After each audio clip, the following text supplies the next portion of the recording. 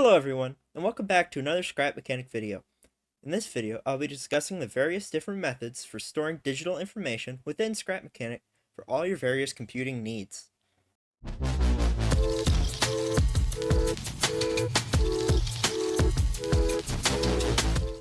I figure a good way to explain the data storage methods would be to explain them in the order that I discovered or invented them.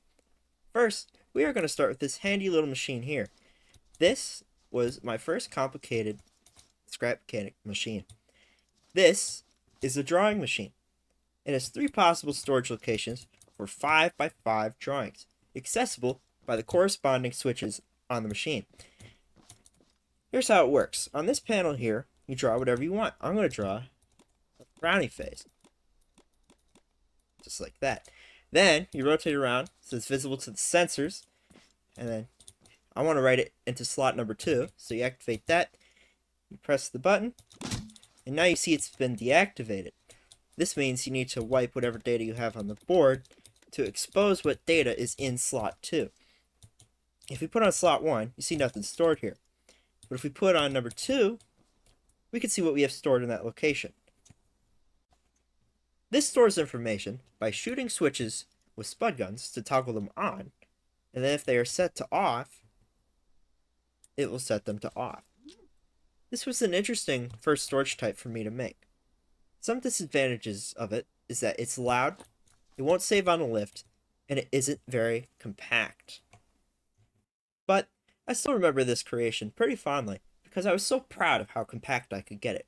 Now, this design is a few years old. I don't exactly know how reliable it is.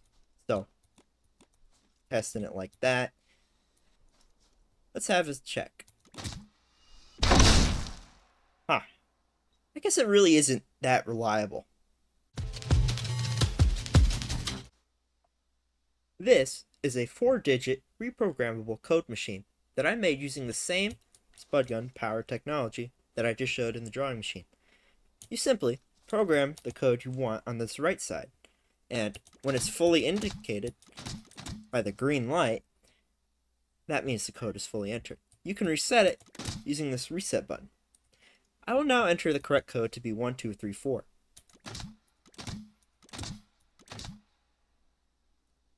On the front of your house that you would probably have this connected to, you would have this button panel. If you enter the code wrong, the red light will light up indicating that this is the case. Then it resets.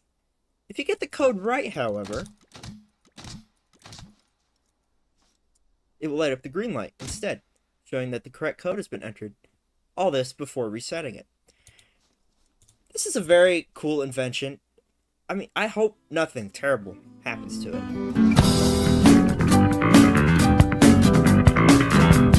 We'll be right back after this message from our sponsor.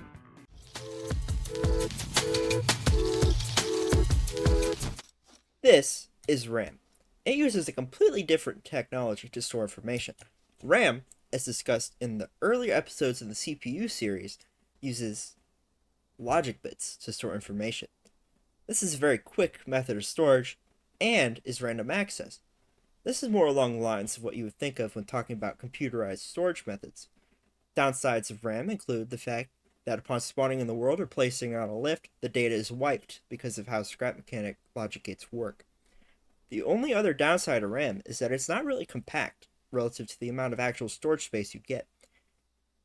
The only downside, and this is a personal one, is that it's the wrong type of RAM. I prefer the other kind. Perfect. Just the kind I like.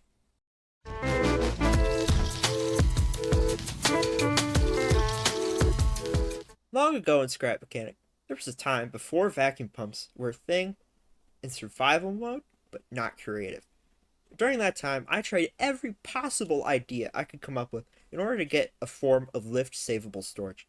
But I was partially in luck, as I found what seems to be a glitch involving sensors and pistons.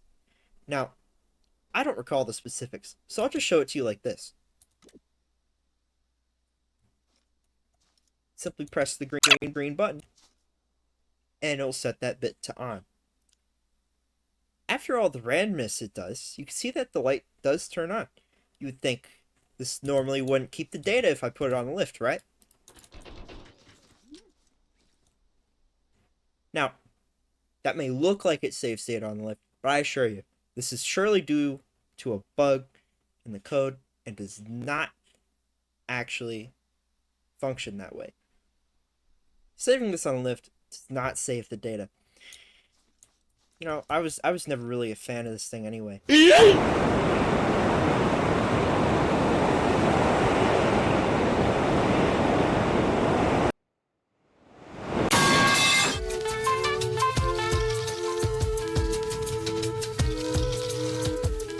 Once they did finally add the vacuum pumps to Creative, however, I took it upon myself to design actually liftable storage.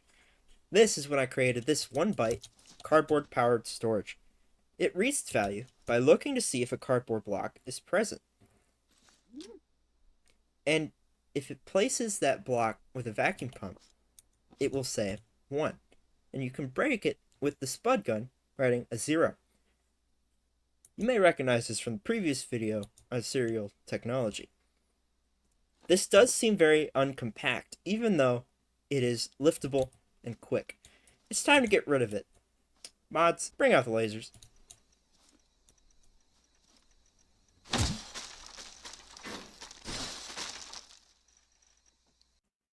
Very nice.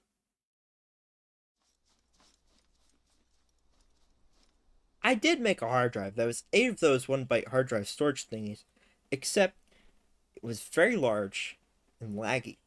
That's why I didn't include it in the video. However, my friend who happens to be editing the video suggested the idea of a flat storage area moving around under the head to store data. It's kind of like an actual hard drive, but instead of magnets, it uses cardboard. This drive here is 32 bytes, which is pretty decent for the size, especially compared to the previous hard drive design. The only problem with it is that I had only an 8 wide drive head, which means that the plier needs to move twice for each reading or writing cycle. This effectively doubles the read-write speed to around half a minute per each operation. But that's besides the point. You have actual room to store things on this, like programs. Possibilities are endless.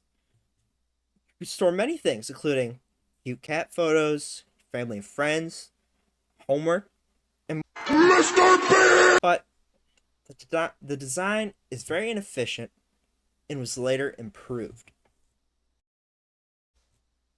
Here is the improved design. Not only is it twice as fast, writing all 16 bits at once with the larger drive head, but the storage size has been doubled to 64 bytes. This has the same benefits as the previous one, and is probably the best storage method out there if you need to save it on a lift. However, as I'm about to demonstrate, data is susceptible to rot.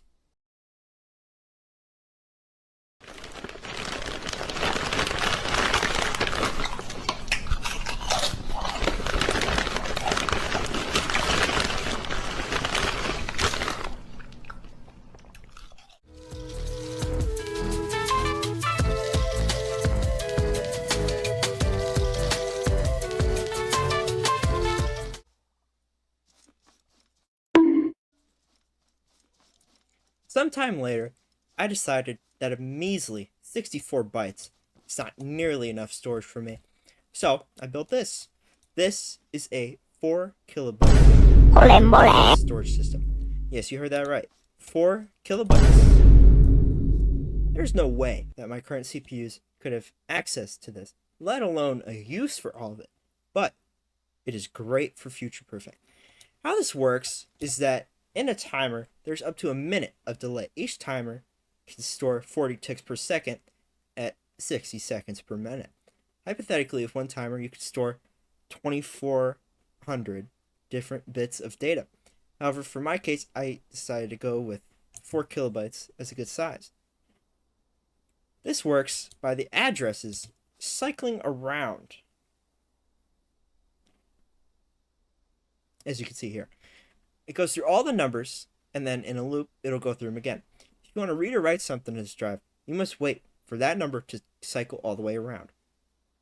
If this was one tick too fast or slow, it would miss the targeted number by a mile. Read-write times on this thing are absolutely atrocious at 1 minute per operation. One major disadvantage with this is that it's not liftable. With all that storage, you could probably write a lot of programs. However, one lift will erase all your progress. I would like to do an experiment. I wonder what this would look like if it short-circuited.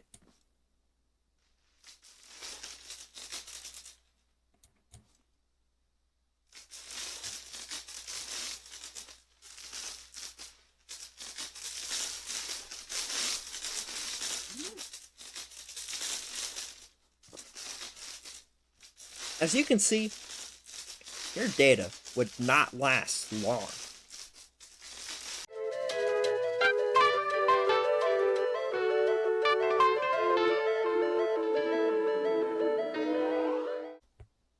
Now, after all this, you may ask, what is my favorite storage method? Well, even though they all have their pros and cons, I would definitely have to say that the chest is my favorite method. So much can be stored, and it's so compact. Keeps your information when you put it on a lift or in a creation, and it's huge. Just look at all this storage. Well, I hope you found that at least educational, maybe entertaining. Well, thanks for watching, and stay tuned for the next episode in the CPU building series.